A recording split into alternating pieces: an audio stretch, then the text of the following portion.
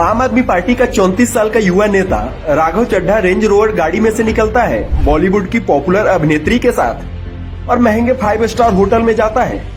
और जब इन्हीं के पार्टी के नेता पकड़े जाते हैं तो ईडी सीबीआई के नाम पर हंगामा करते हैं। ये लोग तो अपने आप को आम आदमी बताते थे, ईमानदार सरकार बताते थे। इन लोगों के पास इतना पैसा कहां से आ गया? अकेले राघव चड्ढा ही नहीं, जितने भी परिवारवादी पार्टी से निकले नेता हैं, सारे के सारे ऐसे ही हैं। ये लोग ईडी सीबीआई के नाम पर हल्ला मचा रहे हैं, केंद्र सरकार पर ये आरोप लगा रहे हैं कि सरकार इनका गलत इस्तेमाल कर रही है। अब इस सच्चाई को जानने के लिए पहले ये समझना होगा कि ईडी और सीबीआई काम कैसे करते हैं। ईडी क्या काम करती है? ईडी विदेश से भारत में और भारत से विदेश में भेजी जाने वाली विदेशी मुद्रा की जांच करती है। ईडी गलत तरीके से कमाई गई संपत्ति का पता लगाने, संपत्ति को जब्त करने और अपराधियों के खिलाफ मुकदमा चलाने का काम करती है। अगर किसी के पास घोषित आय से ज्यादा संपत्ति है, उसने जिंदगी में कोई प्रोफेशनल करियर नहीं बनाया है, न ही कोई व्यापार किया है, तो उसके पास इतनी संपत्ति कहां से आ गई? अगर इस मामले की शिकायत होती है तो क्या ईडी को इसकी जांच नहीं करनी चाहिए? सीबीआई क्या काम करती है? सीबीआई राष्ट्रीय और अंतर्राष्ट्रीय स्तर पर होने वाले अपराधों जैसे हत्या, घोटालों और भ्रष्टाचार के मामलों की भारत सरकार की तरफ से जांच करती है। कोई भी हाई प्रोफाइल आपराधिक मामला हुआ हो या किसी नेता ने भ्रष्टाचार किया हो या कोई बड़ा घोटाला हुआ हो, ऐसे मामलों की जांच सीबीआई के द्वारा की जाती है। अगर कोई नेता जिसके खिलाफ ये शिकायत हुई हो कि उसने अवैध तरीके से घोटाला करके सरकार को चूना लगाया है और करोड़ों रुपए डकार गया है, तो उसकी जांच सीबीआई को नहीं करनी चाहिए। आज हम आपको ऐसे ही 4 शहजादों के बारे में बताने जा रहे हैं जिनके पास काम धाम तो कुछ नहीं है, लेकिन जिंदगी किसी राजकुमार से कम नहीं जीते हैं। राहुल गांधी। कांग्रेसी शहजादे राहुल गांधी के पास कोई खास प्रोफेशनल अनुभव नहीं है, कोई काम धंधा नहीं है, लेकिन राहुल बाबा 60,000 रुपए का बर्बरी ब्रांड का टी शर्ट पहनते हैं, 63,000 रुपए वाला विंटर जैकेट पहनते हैं, 13,000 रुपए का जूता पहनते हैं, लाखों की गाड़ी में चलते हैं और हाँ, 15 करोड़ रुपए से ज्यादा के संपत्ति के मालिक हैं। कैसे? ऐसे घपलेबाजी वाले धन्ना सेठ की जांच नहीं होगी तो किसकी होगी? अखिलेश यादव।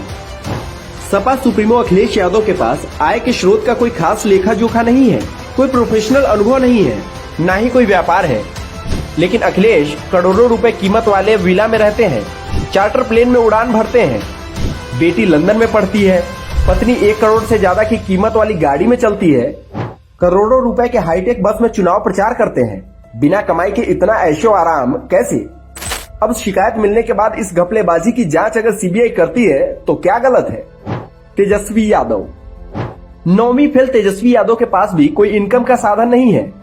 प्रोफेशनल अनुभव की क्या ही बात करें जब 9वीं में ही फेल हो गए, लेकिन ऐशो आराम और ठाट बाट ऐसे है कि ऐसा लगता है जैसे धन कुबेर इनके फूफा जी लगते हैं। गरीब गुरबों की राजनीति करने वाले तेजस्वी चार्टर्ड प्लेन में जन्मदिन मनाते हैं, दिल्ली में 150 करोड़ रुपए के बंगले में रहते हैं। ईडी के छापे में इनके घर से 1 करोड़ कैश और लगभग इतने ही मूल्य का 1.5 किलो सोना बरामद होता है। सोचिए, बिना काम धंधा वाले व्यक्ति के घर से इतना सारा माल कैसे मिल सकता है? अब अगर इस मामले की शिकायत सीबीआई और ईडी तक पहुंचे तो क्या उन्हें जांच नहीं करनी चाहिए? आदित्य ठाकरे। उद्धव के सुपुत्र आदित्य ठाकरे के पास भी कोई खास प्रोफेशनल अनुभव नहीं है, किसी बिजनेस आइडिया से संपत्ति बना रहे हैं, इसकी भी कोई जानकारी नहीं है, लेकिन फिर भी आदित्य ठाकरे 2 करोड़ की रेंज रोवर और लाखों की BMW कार से चलते हैं, बॉलीवुड की अभिनेत्रियों के साथ घूमते हैं, करीब 16 करोड़ रुपए से ज्यादा की संपत्ति के मालिक हैं। बिना किसी नौकरी, बिना किसी व्यापार के इतनी संपत्ति कहां से आई? ये पूछने के लिए ईडी इन तक पहुंच जाए तो क्या ईडी गलत होगी? ये 4 शहजादे तो सिर्फ उदाहरण है, ऐसे अमीरजादों की लिस्ट बहुत लंबी है।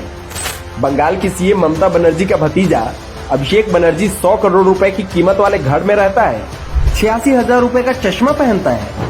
बसपा प्रमुख मायावती का भतीजा आकाश 70,000 रुपए का जूता पहनता है।